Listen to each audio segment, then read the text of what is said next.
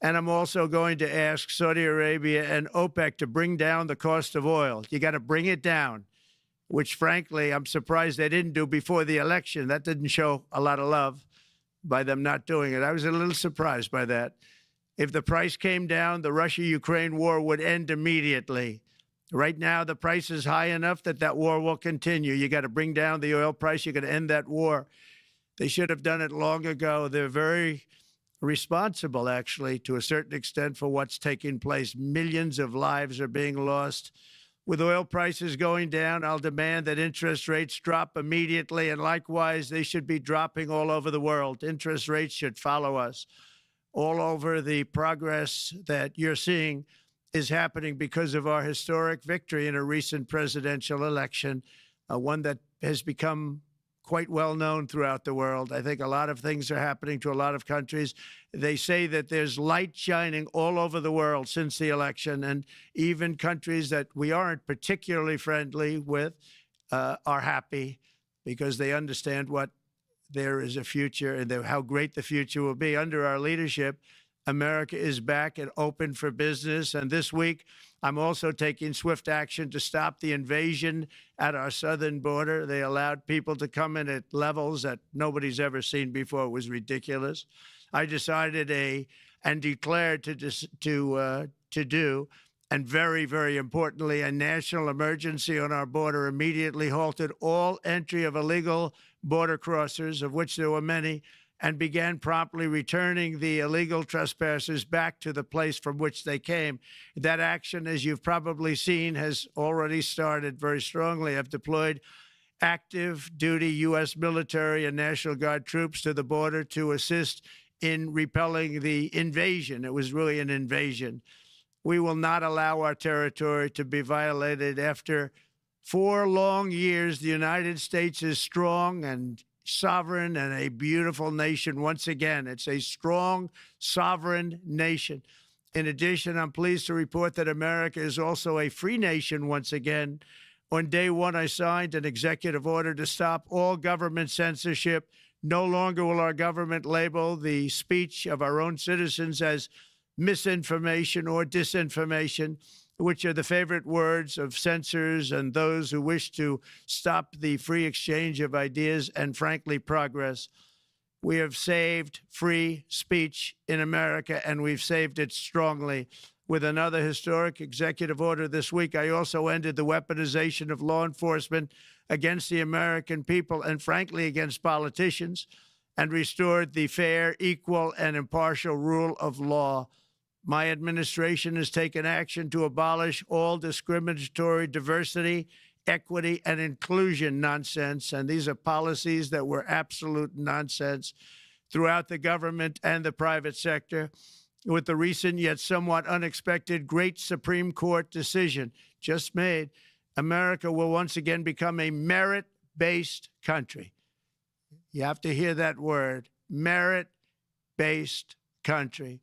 And I've made it official, an official policy of the United States, that there are only 2 genders, male and female.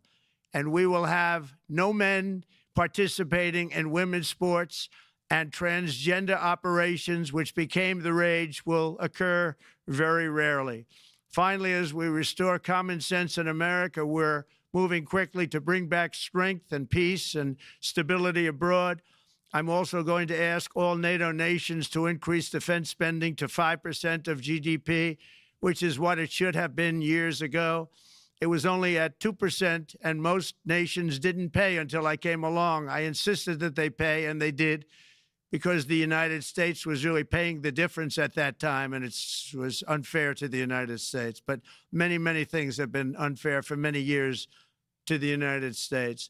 Before even taking office, my team negotiated a ceasefire agreement in the Middle East, which wouldn't have happened without us, as I think most of the people in the room know.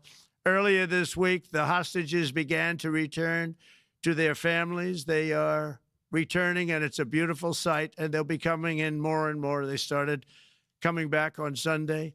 Our efforts to secure a peace settlement between Russia and Ukraine are now hopefully underway. It's so important to get that done. That is an absolute killing field. Millions of soldiers are being killed. Nobody's seen anything like it since World War II. They're laying dead all over the flat fields. It's a flat field farmland, and there's millions of Russians and millions of Ukrainians. Nobody's seen anything like it since World War II. It's time to end it. And here in America, we have big events coming up. Next year, we have the 250th anniversary of America's founding. I'm so honored to be president during that. That's been a big event. They've been talking about it for 10 years. We also have the World Cup, and I understand Gianni's in the room. Infantino, he was very instrumental in helping us get it. He's there with you someplace, I think, and I want to thank him for that. And then we have the Olympics coming up, which I was instrumental in getting also in my first term. And who would have known that by skipping a term, I would get the Olympics? I was upset. I said, you know, I got the Olympics to come and I won't be president. But it turned out through a stroke of luck, or whatever you might call it, that I'm going to be president during the World Cup and the Olympics and the 250th anniversary. So that's going to be 3 big events. And we've accomplished more in less than 4 days. We have really been working 4 days than other administrations have accomplished in 4 years.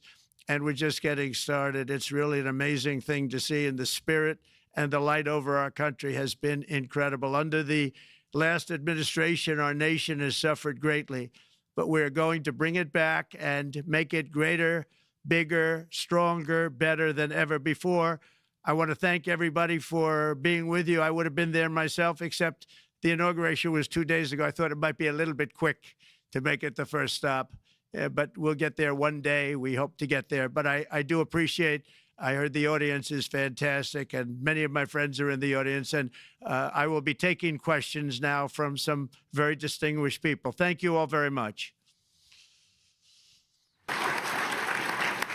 Thank you. Thank you very much, Mr. President, for that very powerful speech. And I think you could hear the applause all the way from Davos to the White House. But next year it will be even better, because then you can get the applause here in Davos. So we wish you welcome to our village next year. We hope to see you. Thank you very much. So we also know, Mr. President, that you open up for interaction here. We have a great panel with some of the most distinguished business people in the world. Let me start with someone that you know really well, that I think is almost a neighbor of you in Florida. Mr. Steve Schwarzman, Chairman, CEO, and co-founder of Blackstone Group. So, Steve, floor is yours. Well, Mr. President, hello, Steve. I'm sure the Crown Prince of Saudi Arabia will be really glad you gave this speech today.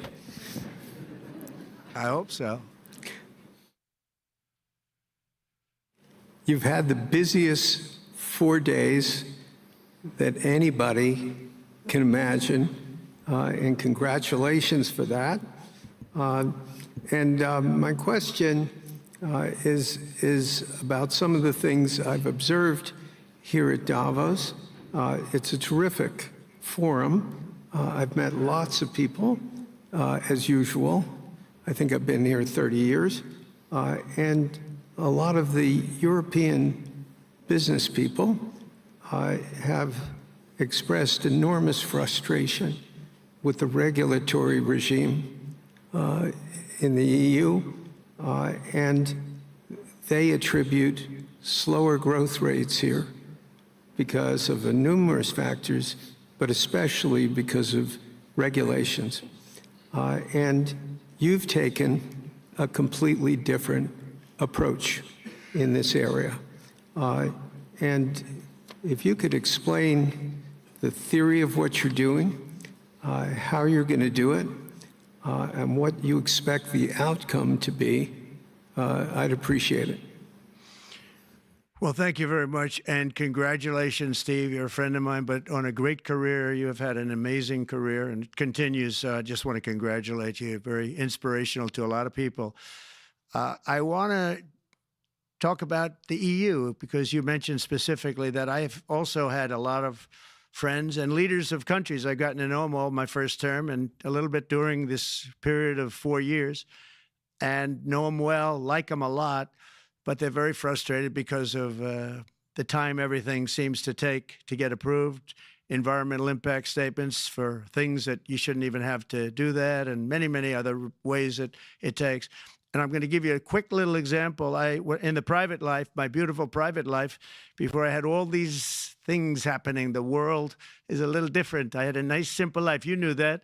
But when I had that simple life, I did projects. And I had a big project in Ireland.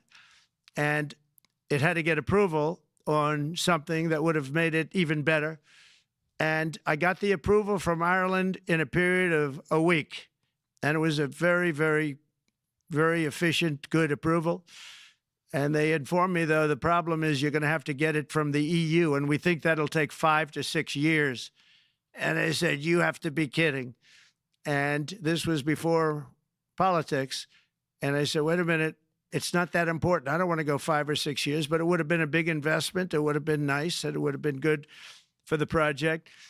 And I sent the people to the EU to see if they could speed it up. And basically, it was a 5 or 6 year wait just to get a simple approval that Ireland gave me in a period of literally not much more than a week. And I realized right then, that was the first time I really was involved with the EU, but I realized right then that's a problem. And I didn't even bother applying to do it. Or if I did, I pulled it very quickly. I have to be very accurate because I don't want to be criticized. He did apply, actually. No, I want to be very accurate.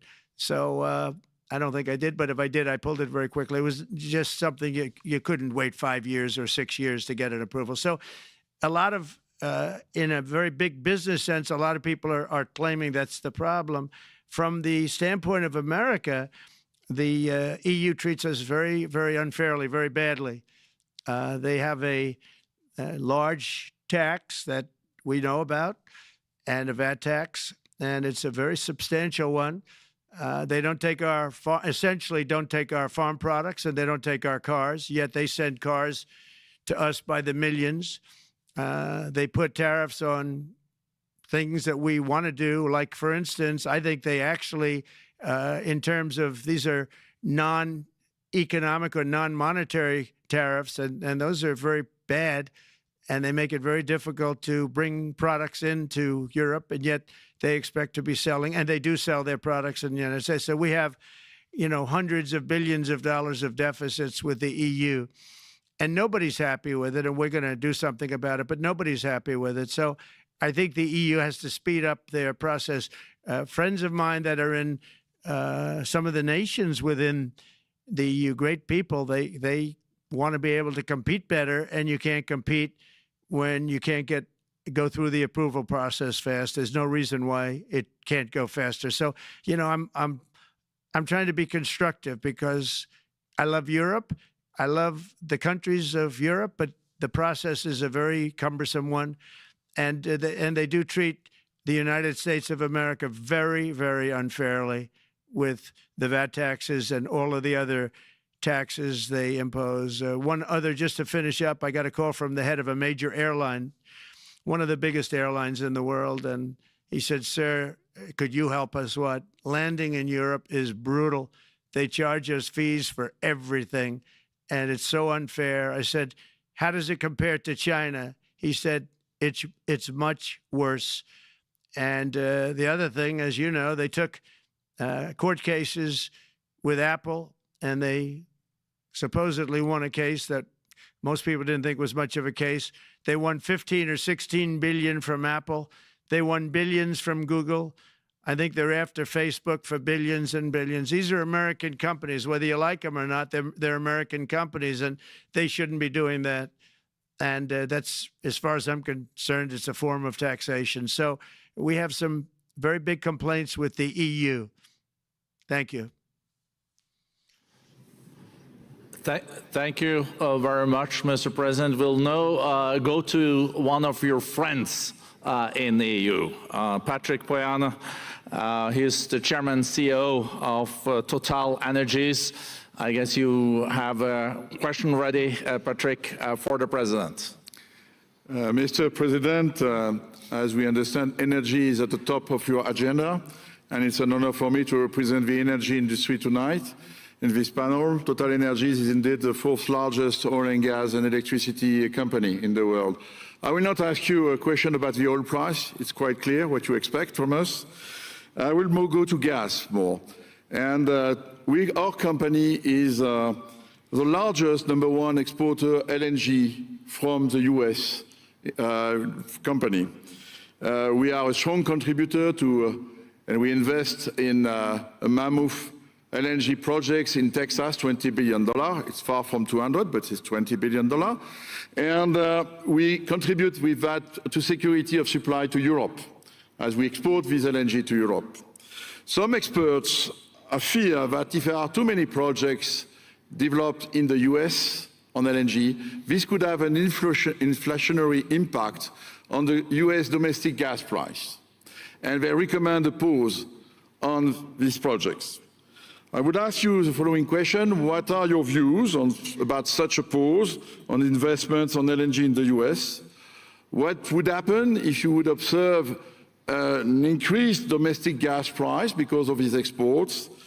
And final question, which is important for Europe: would you agree to guarantee security of supply of US LNG to Europe? Well, in the last part of your question, yes, I would. I would make sure that you get it. If we make a deal, we make a deal, you'll get it. Because a lot of people do have that problem. They make a deal and then it can't get supplied because of war-type problems and other problems. So we would absolutely do that. LNG is very interesting because when I took office for the first term, one of the first things I looked at was there were two very massive plants in Louisiana, a state that has been very good to me, won it by many, many points. And I felt strongly indebted to it, actually. And they said there are two plants that have been under environmental consideration for more than 10 years. And they were costing, as you say, you know how expensive those plants are, but they were costing like 12 billion and I think 14 or 15 billion, but they couldn't get their permits. They were in review for years, many, many years, like a decade or more. And I said, so ridiculous. I know so much about that because in the construction industry, I had to go through it too, but I got good at it after a while. But I saw the projects, and you're talking about a total investment of 25 to $30 billion, and it looked like it was going to end. They couldn't get their permits, and I got them done in less than a week.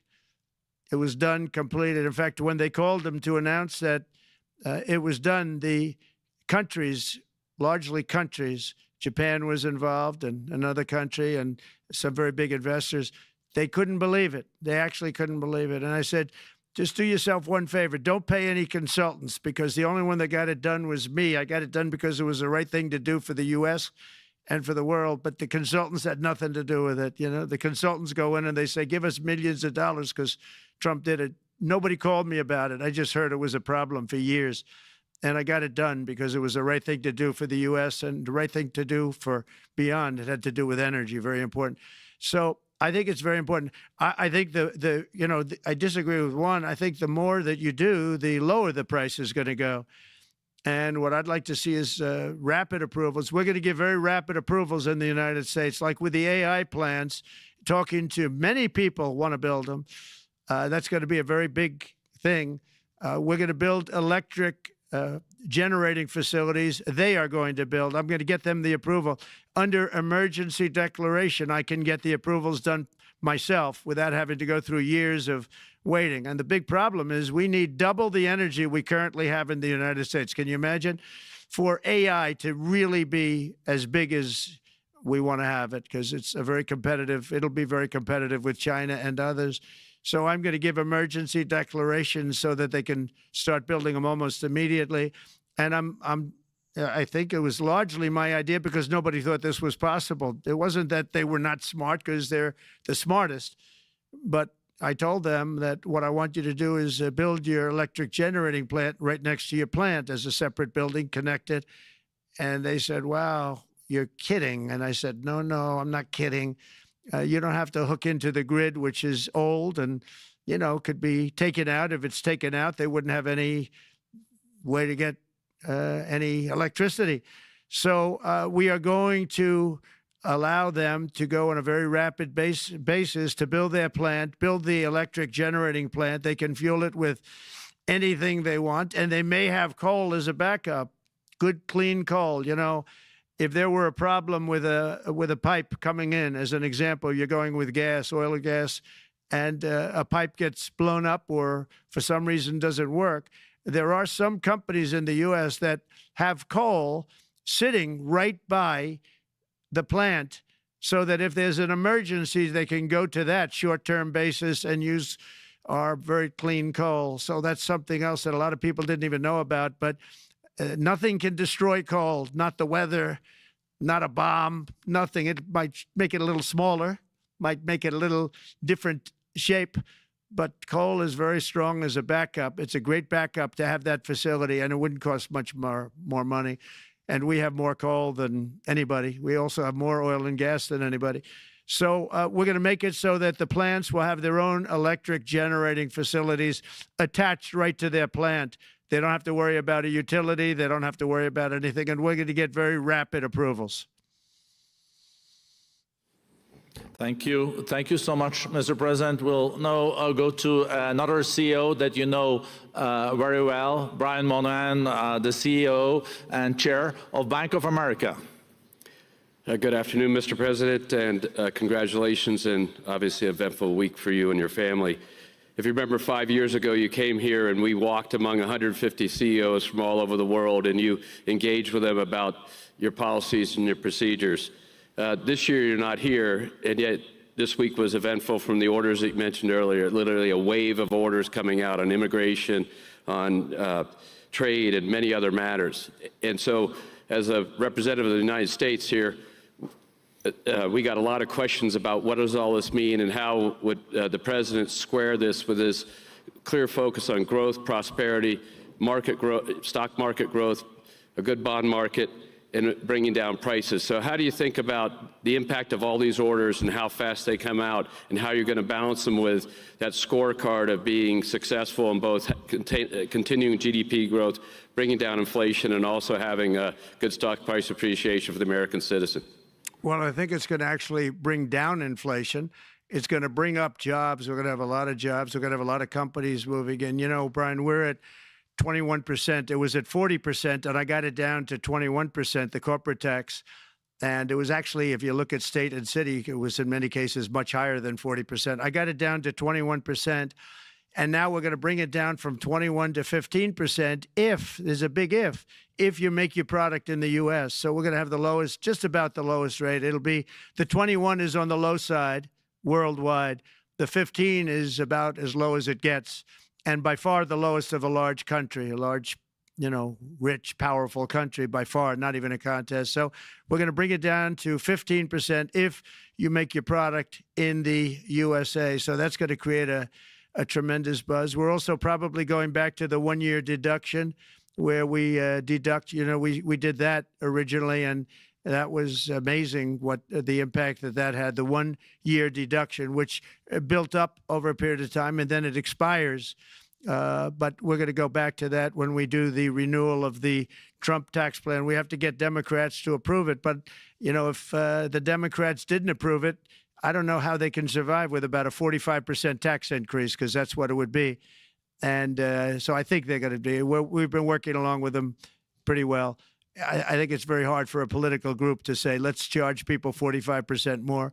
So I think we're in good shape. But we're actually doing a reduction for business and small businesses where you're going to bring it down to 15%, which is really something.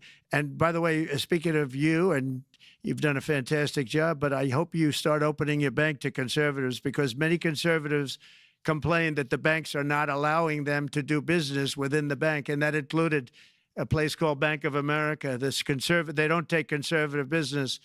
And I don't know if the regulators mandated that because of Biden or what, but you and Jamie and everybody, I hope you're going to open your banks to conservatives, because what you're doing is wrong. Mr. President, I'll say that your friend Gianni said hello, told me to tell you hello, and we look forward to sponsoring the World Cup when it comes, both this summer for the club and next year. So thank you for getting that for the United States. Thank you very much, Brian. Thank you, Mr. President. We'll now go to Anna Butin. She's the Executive Chairman of Banco Santander, one of the big European banks, and also in the U.S. So, Anna. Mr. President, congratulations on a historic victory. Thank you. I believe you don't know me as well as my fellow panelists, so a few words. Santander is one of the largest banks in the world by number of customers, 170 million. That's more than my friend Brian or my friend Jamie have. Wow. And those... They fixed the regulation. that's coming, that's coming. That was cheeky. We're a big investor in the United States. We have many million customers, 12,000 employees. We're one of the largest auto lenders. And we recently launched a fully digital bank called Open Bank. We strongly believe banks have a pivotal role in the economy, and we can accelerate growth and help many more customers. That's what we're doing in the United States. So, as Brian pointed out, we very much welcome your focus on deregulation and reducing bureaucracy. So my question is, what are your priorities in this regard, and how fast is this going to happen? Thank you very much. Well, I think it's going to, thank you and congratulations. I know very much about your bank, and you've done a fantastic job. Congratulations. We are going to move very quickly. We've moved very quickly. We've done things in the last 3 days that nobody thought were possible to do in years. And it's all taking effect. It's going to have a huge impact on the economy, a huge positive impact. Money was being wasted on crazy things. I mean, the Green New Deal was such a total disgrace, how that was perpetrated. And it was conceived of by people that were average students, less than average students, I might add, and never even took a course in energy or the environment. It was just a game. Remember, the world was going to end in 12 years? Remember that? Well, the 12 years has come and gone. It was going to end. It was going to all foam into earth. But, you know, the time has come. These people, and they really scared the Democrats large. I can't say the Republicans. The Republicans maybe could have fought harder to stop it, but it's been a tremendous waste of money. You know, during my 4 years, we had the cleanest air, we had the cleanest water, and yet we had the most productive economy in the history of our country. We had the most productive economy. Until COVID came, we had the most productive in the history of our country by far. And actually, you can look worldwide. We were beating everybody from China to everybody else. So, and we think we really now, with what we have learned and all of the other things that have taken place, we think we can even far surpass that, actually far, far surpass it. But we do, one thing we're going to be demanding is we're going to be demanding respect from other nations. Canada, we have a tremendous deficit with Canada. We're not going to have that anymore. We can't do it. I don't know if it's good for them. As you probably know, I say you can always become a state. And if you're a state, we won't have a deficit. We won't have to tariff you, et cetera, et cetera. But Canada has been very tough to deal with over the years. And it's not fair that we should have a $200 billion or $250 billion deficit. We don't need them to make our cars, and they make a lot of them. We don't need their lumber because we have our own forests, et cetera, et cetera. We don't need their oil and gas. We have more than anybody. So, you know, just as an example, with Mexico, we're dealing with Mexico, I think, very well. And we're just, you know, we just want to be treated fairly with other nations, because there's hardly a nation in the world, and I blame this on us, and I blame it on politicians that, for some reason, probably mostly it's stupidity, but you could also say other reasons, but mostly stupidity. They've allowed other nations to take advantage of the U.S., and we can't allow that to happen anymore. You know, we have debt. It's a very small debt when you compare it to value, the value of the assets that we have, but we don't want to do that. We want to just have debt be obliterated, and we'll be able to do that fairly rapidly. And a lot of good things are going to happen. And honestly, good things are going to happen for the world, and good things are going to happen for the people that are dealing with us, allies and beyond allies. One thing very important, I really would like to be able to meet with President Putin soon and get that war ended. And that's not from the standpoint of economy or anything else. It's from the standpoint of millions of lives are being wasted. Beautiful young people are being shot in the battlefield. You know, the bullet, very flat land, as I said, and the bullet goes, there's no hiding. And a bullet, the only thing going to stop the bullet is a human body. And you have to see, I've seen pictures of what's taken place. It's a carnage, and we really have to stop that war. That war is horrible. And I'm not talking economy. I'm not talking economics. I'm not talking about natural resource. I'm just talking about there's so many young people being killed in this war. And that's not including the people that have been killed as the cities are being, you know, knocked down building by building. So we really should get that stopped. Likewise, in the Middle East, I think we've made a lot of progress in the Middle East, and I think that's gonna come along pretty well. Thank you very much. Thank you, Mr. President. We know that the most consequential relationship in the world is between the U.S. and China. U.S. 28% of the global economy, China close to 20. That's almost half of the global GDP. And we know that you called President Xi Jinping last Friday. We heard that you had a good discussion. How do you see the relationship between the U.S. and China in the next 4 years under your leadership? He called me, but I see it very good. I think that we're going to have a very good relationship. All we want is fairness. We just want a level playing field. We don't want to take advantage. We've been having massive deficits with China.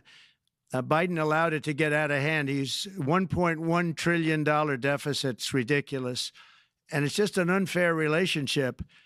And we have to make it just fair. We don't have to make it phenomenal. We have to make it a fair relationship. Right now, it's not a fair relationship. The deficit is massive, as it is with other countries, a lot of Asian countries, actually. But we have deficits that are very big, and we can't keep doing that. So we're not going to keep doing that. But I like President Xi very much. I've always liked him. We always had a very good relationship. It was very strained with COVID coming out of Wuhan.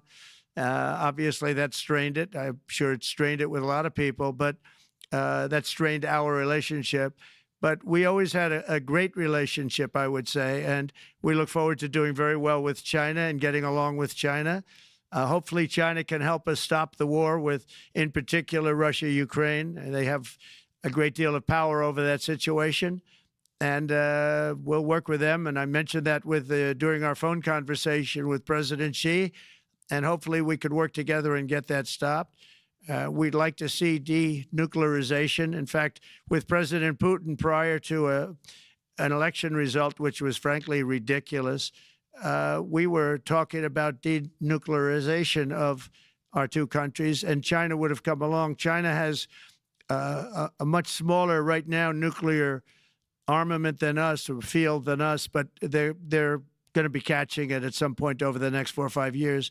And I will tell you that President Putin really liked the idea of cutting way back on nuclear. And I think the rest of the world, we would have gotten them to follow. And China would have come along, too. China also liked it. Tremendous amounts of money are being spent on nuclear. And the destructive capability is something that we don't even want to talk about today because you don't want to hear it. It's too depressing. So we want to see if we can denuclearize, and I think that's very possible.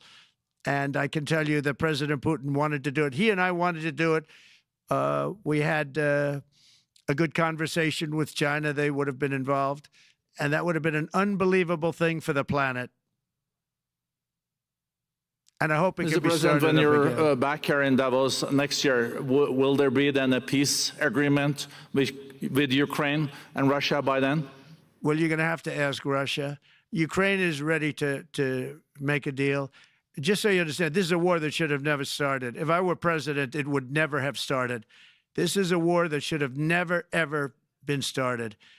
And it wasn't started during there was never even talk about it. I knew that it was the apple of President Putin's eye, but I also knew that there was no way he was going in, and he wasn't going to go in. And then when I was out, bad things happened. Bad things were said. a lot of stupidity all around, and you end up with what you have. Now you have all these bombed out cities. They look like demolition sites with many people killed. I think the thing that you'll see about Ukraine is that far more people have died than is being reported. And I've seen that. But far more people have died. When you look at a city that's become a demolition site where big buildings have been collapsed by missiles hitting them and everything else, and they say one person was slightly injured. No, many people were killed. Those are big buildings. I was surprised at how that was my business. These are buildings that go 2 and 3 blocks long. They're 20 stories high. They're big, powerful buildings, and they were knocked down, and there were a lot of people in those buildings. That announced that 2 people were injured. That's not true. So I think you're going to find that there were many more people killed in Ukraine in the Ukraine war than anybody has any idea. But if you look now, so many of the people being killed are soldiers just facing each other with guns, rifles, and drones, the new form of warfare, drones.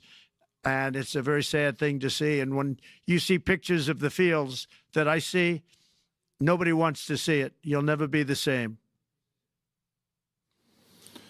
Thank you very much, Mr. President, on behalf of all the 3,000 participants here in Davos. We really underline that joining us the third day in your presidency, live taking questions here, is so appreciated, and we are already ready for receiving you next year in person. So thank you very much, and all the best from Davos. Thank you. Thank you very much.